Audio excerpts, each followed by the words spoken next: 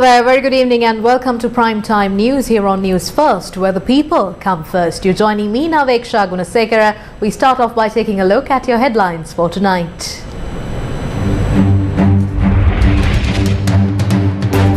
Minister Kanchana tells Parliament that those expecting to tie the knot do not seek favours from him.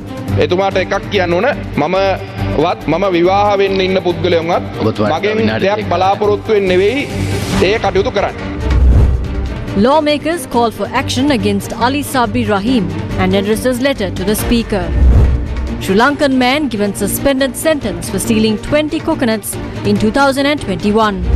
Major revelation at Cope, world's largest star sapphire cluster given fake value. President opposes attempts to divide Asia. Remains of the late Dinesh Shafter exhumed and moved to Karapitiya. In your top story tonight, Sri Lanka's Minister of Power and Energy, Kanchana Wijesekara, said in Parliament that those who are preparing to tie the knot with him are not expecting any favours from him. The minister was responding to a statement made by MP Chaminda Wijesiri. An agreement was signed with Sinopec to provide 150 filling stations operated by the Ceylon Petroleum Corporation. However, the local agent of this is McLaren's and it is a local company. We need to think of future transactions that could take place with this local company. The minister is not married. I am assuming that if he ties the knot with someone linked to this company, it would mean that the 150 filling stations were given for a dowry. I do not think the minister would do such a thing. I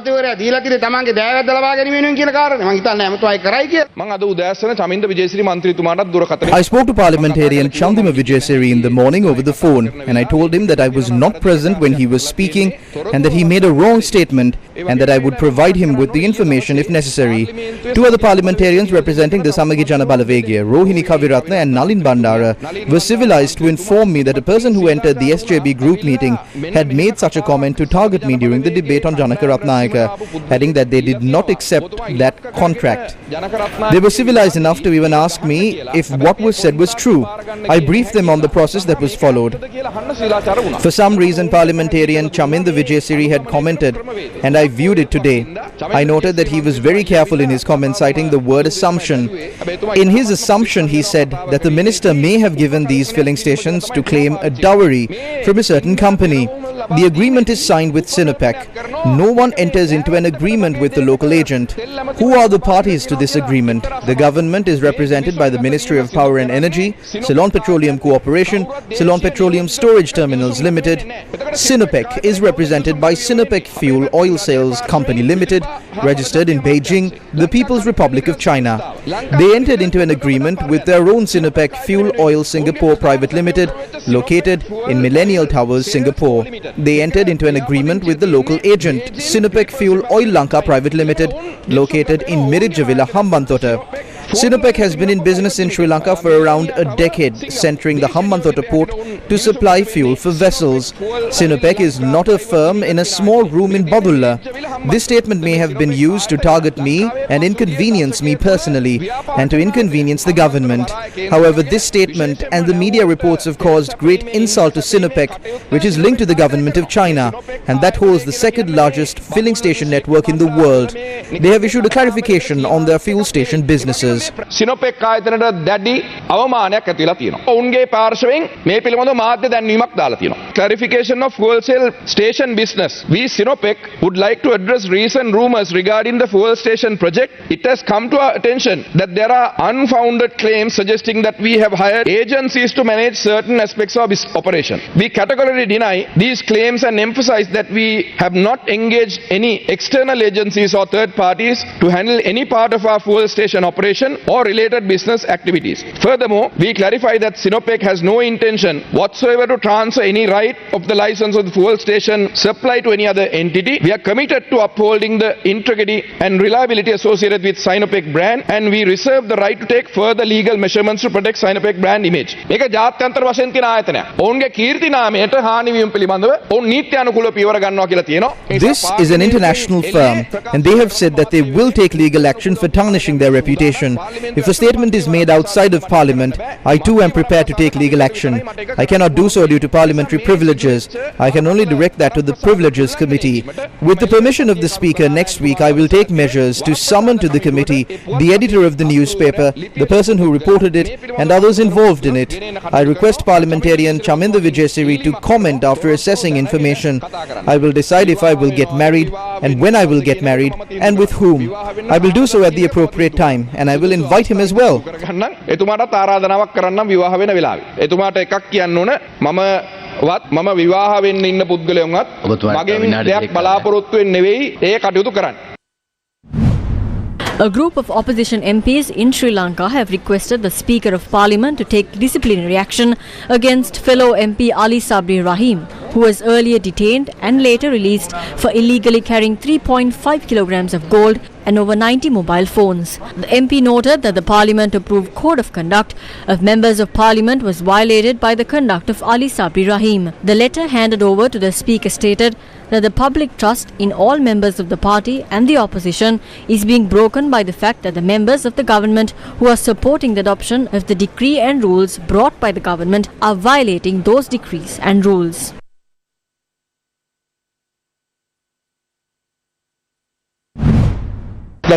Some people are saying that he was fined and released fast. According to the customs ordinance, if an investigation is held and the fine is determined in 24 hours and the fine is paid, then the matter can be closed. It is only if the accused fails to pay the fine that he will be produced before a magistrate court to take further legal actions.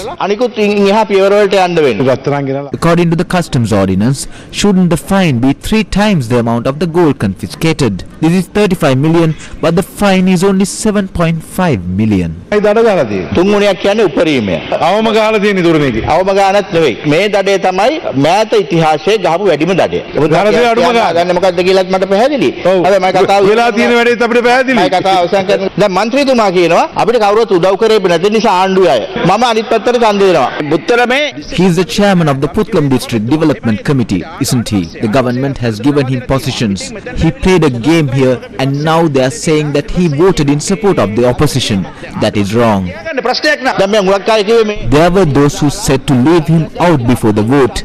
We do not need votes like that. We need to consider the other position separately. This is the system change. The government brought into parliament a man who had smuggled kilos of gold and then got him to vote for us just to show the country that the government did not protect him.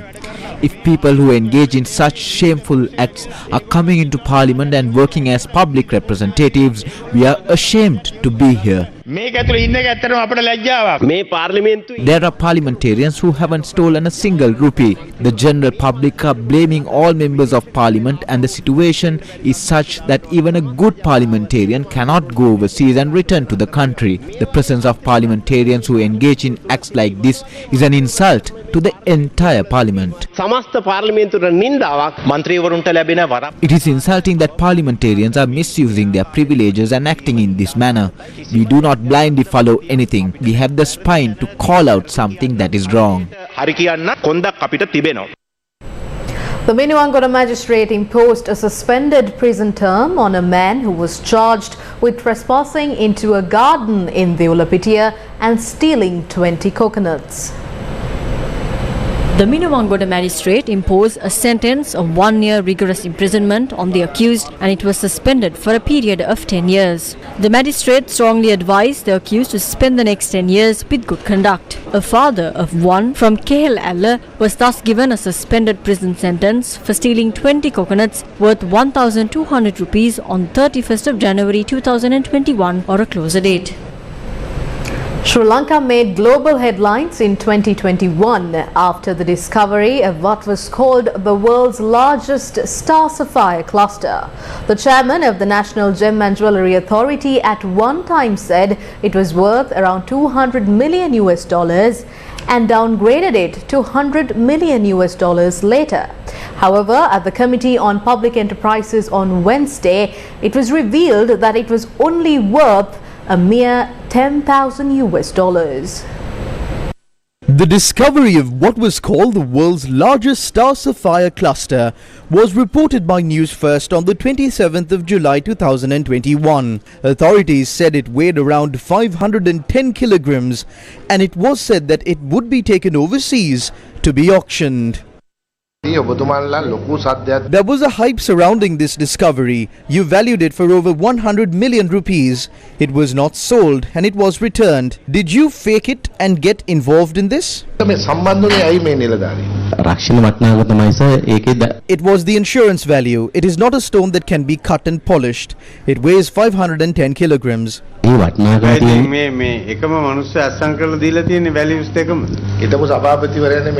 The former chairman went on television to claim that it was the largest gem discovered and it is priceless. Your professional skills are questioned.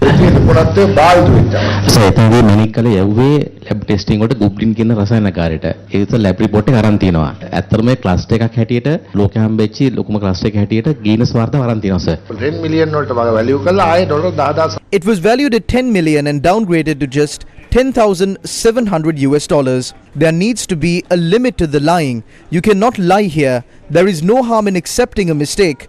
There is one valuation for 1 million and another for 10,700. How can this happen? Sir, ඒක ඇත්තටම තියෙන්නේ කෞතුක වටිනාකමක් තමයි. ඒකේ museum piece එකක් විදියට තමයි තියෙන්නේ. ඒක මොකද කට්ටන් පොලිෂ් කරන්න බෑ. ටීවී වල කිව්වම ඇමතුමා දැන් මේවනේ ඕන මැනික් ගලක වටිනාකම සභාපති You misled the people and entered the record books. You are not suitable to be professionals. කියලා කියන එක මං හිතන්නේ ඒක ඕගොල්ලන් වගේ වෘත්තිකයෝ ඉන්න තැනකට ගැලපෙන්නේ නැහැ. මම ඉන්නේ ওই මතේ නෙමෙයි. I am of a different view.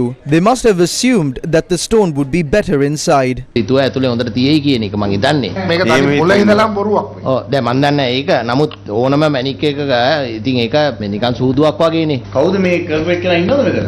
10 million වලට වැලියු කරපු වැලුව නම් දැන් රිසයින් වෙලා තියෙන්නේ. ගයි එක. කොහෙද ඉන්නේ දැන්? කොහෙද ඉන්නේ දැන්?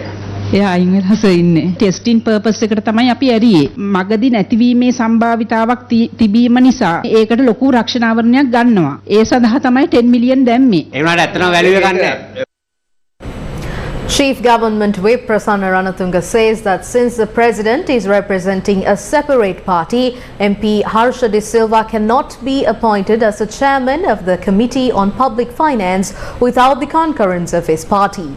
He made this statement responding to a question raised by opposition leader Sajith Premadasa as to why the directives given by the President to appoint Dr. Harsha De Silva to the post of the chairman of COPA are not being implemented.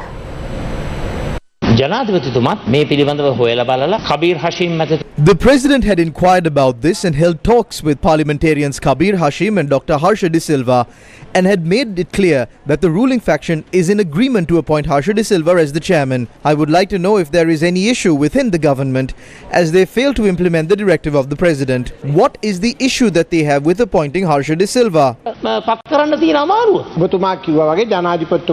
As you said, the President is in agreement over the matter. We have no issue with Dr. Harsha De Silva. However, ruling party parliamentarians had concerns with his conduct. The responsibility lies with the committee and not with the government or the opposition.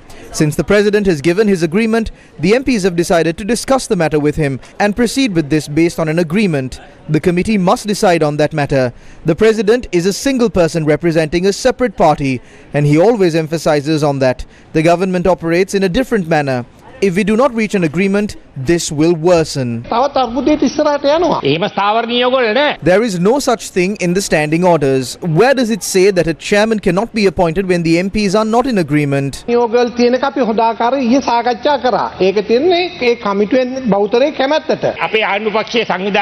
argument of the Chief Government Whip was that ruling party MPs were not in favour of Harsha De Silva.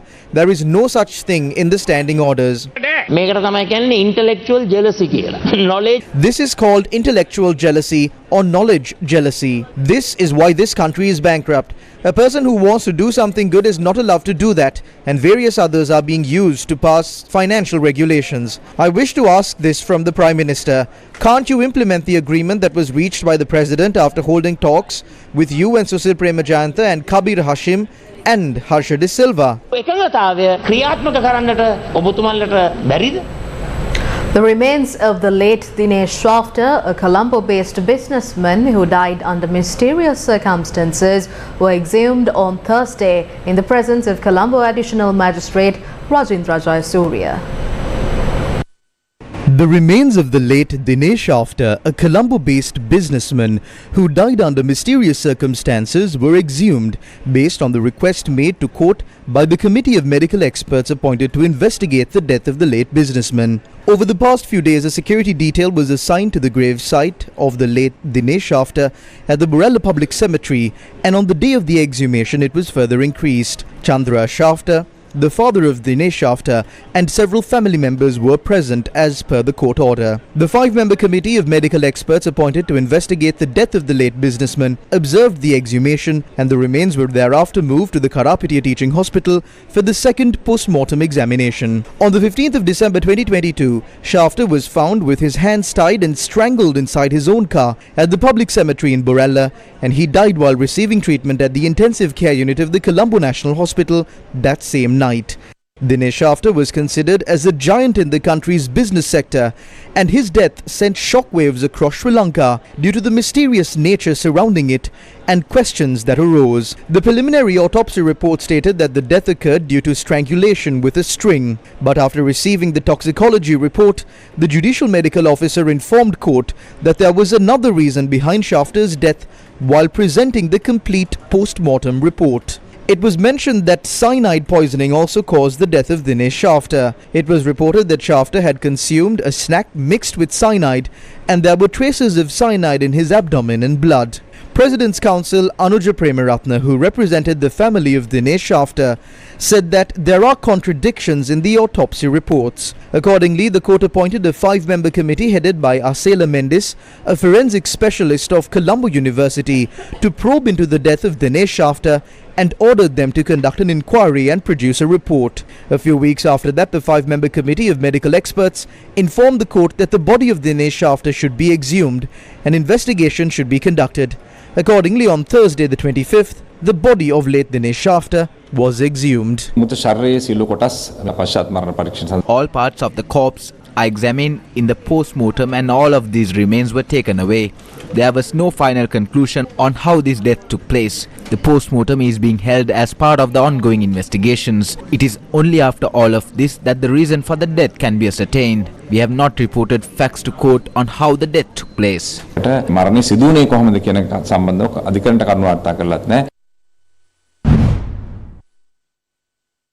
A woman who was arrested after being taken away by police had died after she fell ill and was taken to the hospital by relatives. This incident was reported on Wednesday night from Diggala, Panadura. The 51-year-old woman was arrested by police officers from Panadura North for questioning over an illegal liquor racket.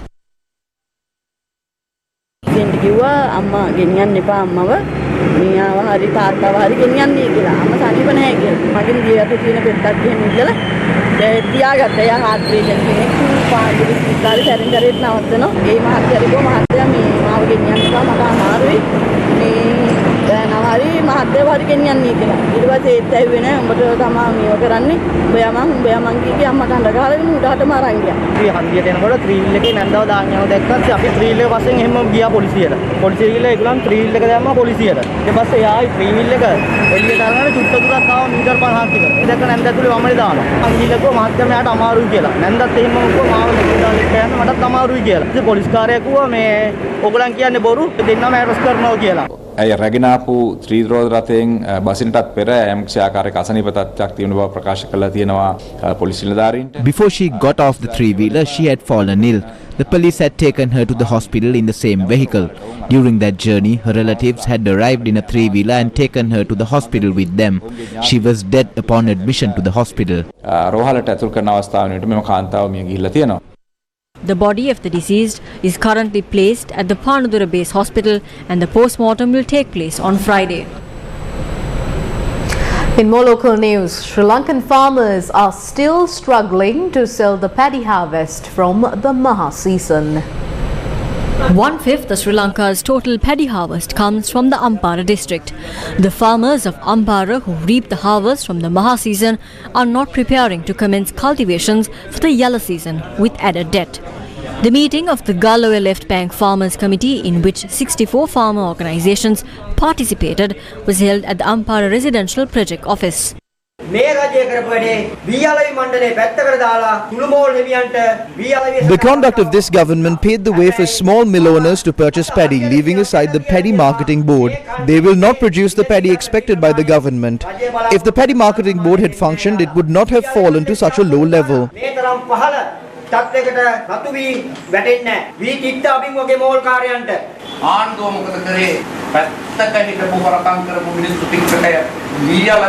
did the government do to the people who stole from the side and created opportunities for sales? Small-scale mill owners were allowed to buy this paddy. I found out that there are 3 people who had defaulted on their loans as well.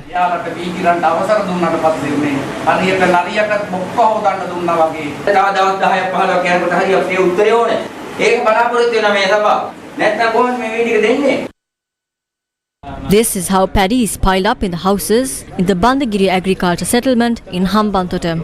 Farmers say they have zero funds to farm this season. Farmers allege that private mill owners are trying to buy paddy at a very low price. It has been 2 months since the paddy was harvested. There is no way to farm without selling the paddy. How can they ask for it for just 70 rupees? These are the farmers of Anuradhapura who cannot sell the harvest for the last season, even though the Yalla season has started. We are really helpless. We are still borrowing money from shops and wondering how to do farming. I currently am 800,000 rupees in debt.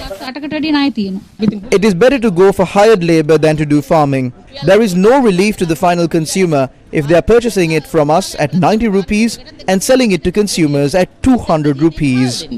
Isn't this a situation that needs immediate attention?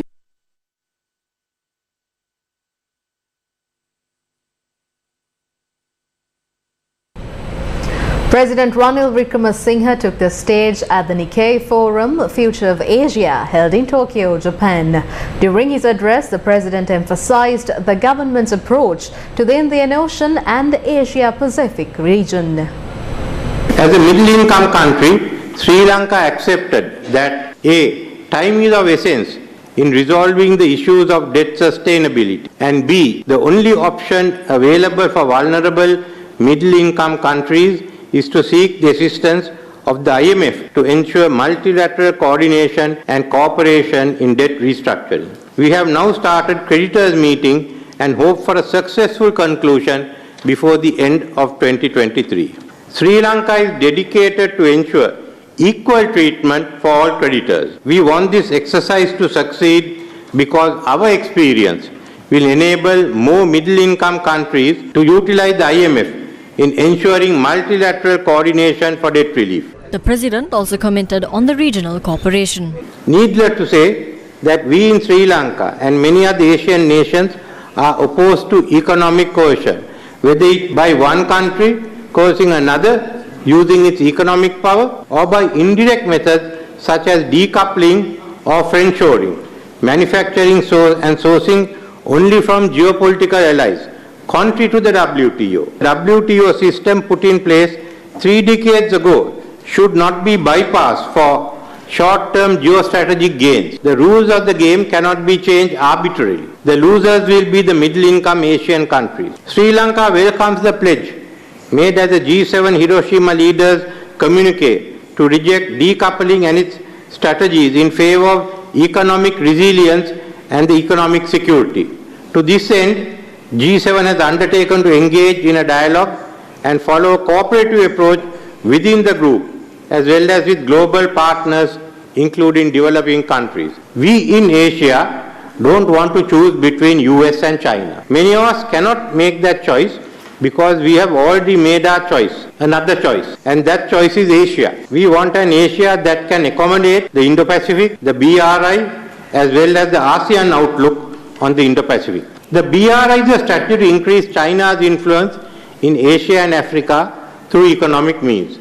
We, the members of the BRI, have no security arrangements with China, nor do we intend to enter into any security arrangements with China. Sri Lanka is committed to multi-layered connectivity in the Indo-Pacific. President Ranil Wickremesinghe held bilateral talks with Japanese Prime Minister Fumio Kishida in Japan. President Wickremesinghe expressed his appreciation for the support extended by Japan to Sri Lanka in recovering from the economic crisis. According to Hankey's annual misery index 2022, Sri Lanka is the 11th miserable country in the world. The survey was conducted by Professor Steve Hankey of the Johns Hopkins University using information from 157 countries. In 2021, Sri Lanka occupied 58th position in the Hankey's annual misery index. The high cost of living in Sri Lanka during the recent past has been the main factor that has led Sri Lanka to reach the 11th place in the list. According to the report, Zimbabwe is considered to be the country with high economic pressure. Venezuela and Syria are in second and third place respectively. 2 young men died after they were knocked down by a train while walking along the tracks between Vandurava and Kinavala train stations in Wayangoda. Sri Lanka police said that the 2 young men were aged 18 and 21 from Damvalvissa in Vandurava.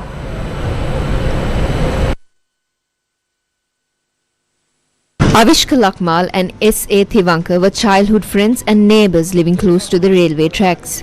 They had left home on Thursday morning in order to meet up with other friends to go on a trip. Unfortunately, their journey was cut short even before they could cross the tracks. Avishka and Thiwanka were walking along the tracks towards the Vandurava railway station. It is reported that they received a phone call from one of their friends while on the tracks, and they had continued to walk the tracks while on the phone with their friend. They had proceeded to an area where 2 railway tracks are located next to each other, and one track came along the train heading from Pulgahavela to Fort Colombo. On the other track was the Badula to Colombo train, and both Avishka and Thiwanka were knocked down by it, and they died on the spot. Avishka's mother lost her husband due to a mobile phone and the dangers of the railway tracks, and she now lost her only son as well. Thiwanka was the youngest of 3.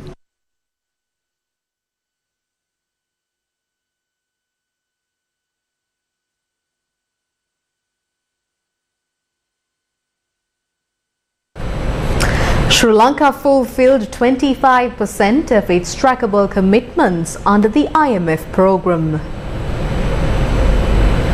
By the end of April 2023, Sri Lanka had fulfilled 25% of its trackable commitments under the IMF program. 2 critical commitments, however, remains unfulfilled. According to publicfinance.lk, there appears to be 3 major issues affecting the progress of this commitment. Firstly, there is a significant lack of information available. Specifically, as of the end of March, the progress status of 10% of the identified commitments was marked as unknown on the tracker due to insufficient information being available for assessment. According to publicfinance.lk, Sri Lanka has fallen short on 2 commitments that were expected to be fulfilled by April 2023. Sri Lanka has partly met one of its governance commitments on establishing an online transparency platform, which was due by the 31st of March.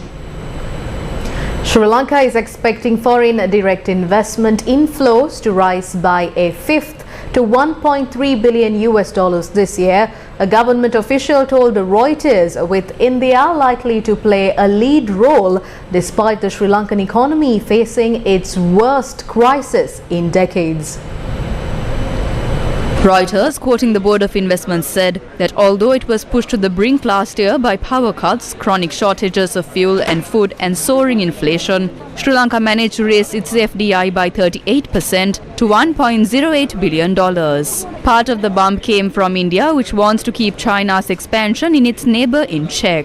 India's Adani Group signed up for 2 wind power plants worth $442 million last year. Board of Investment Director General Renuka Weerakoon said in the first quarter, Sri Lanka has already received proposals worth $600 million with 22 new projects and 6 expansions. Sri Lanka is banking on information technology, solar and wind, bunkering and mineral processing to attract investments. India's MCS Group has signed a $20 million deal for mineral processing, the largest Sri Lanka has received so far in 2023.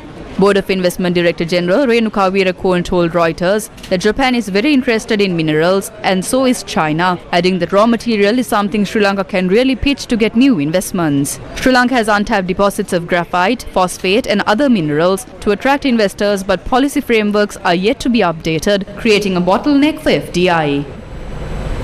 A lecture titled New Village, New Country, Transforming Sri Lanka Through Semal Undong was delivered by the governor of Gyeongbuk-do, South Korea on Thursday.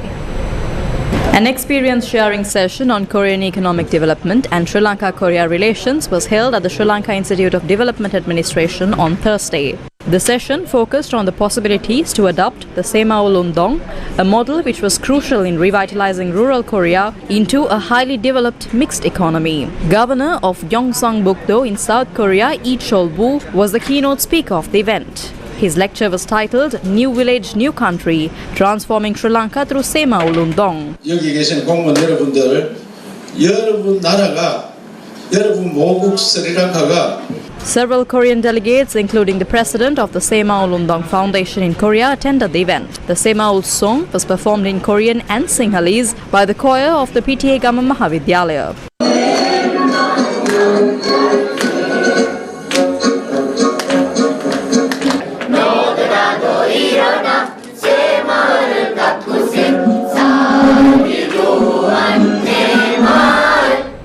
The autobiography of Mala Veerasekara was launched on Thursday in Colombo.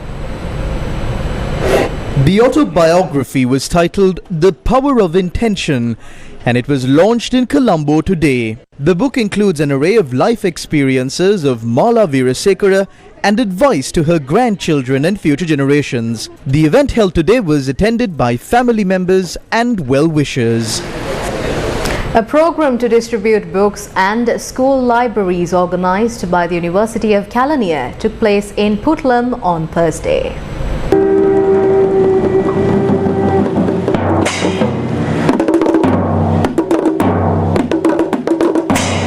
This program of providing books to libraries at school is being implemented by the Department of Library and Information Science of the University of Kelaniya. Books were donated to 42 schools in the Puttlam education zone. The event was held at the Palavia Sinhala Mahavidyalaya in Puttlam. The event was attended by Senior Professor M.K. Veerasinghe, Head of the Department of Library and Information Science of the University of Kelaniya.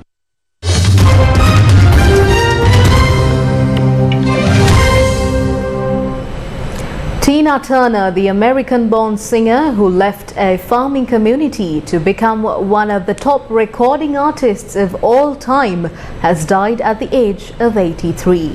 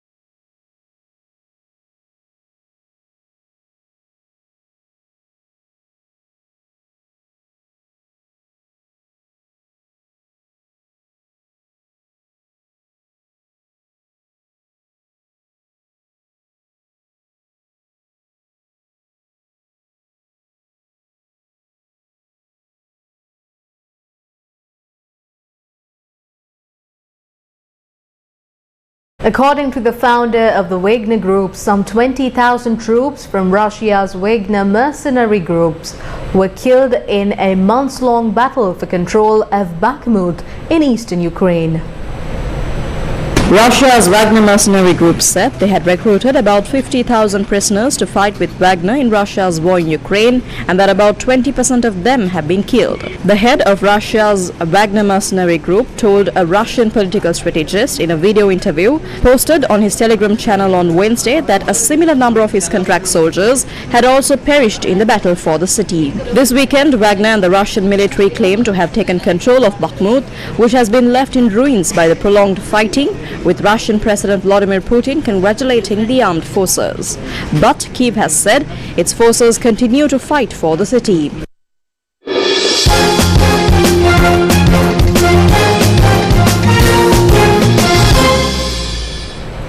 South Asia's fastest man Yupunabe Khon was placed second at Savona International in Italy.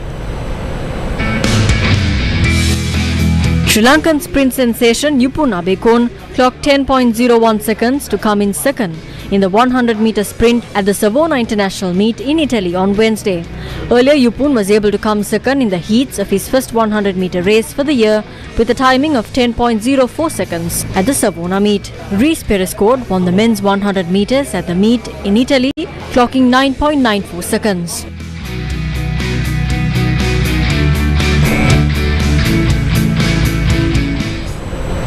And that's all the news we have for you tonight. For all these stories and much more, you can visit our website, that is www.newsfirst.lk. Thank you for joining. Good night.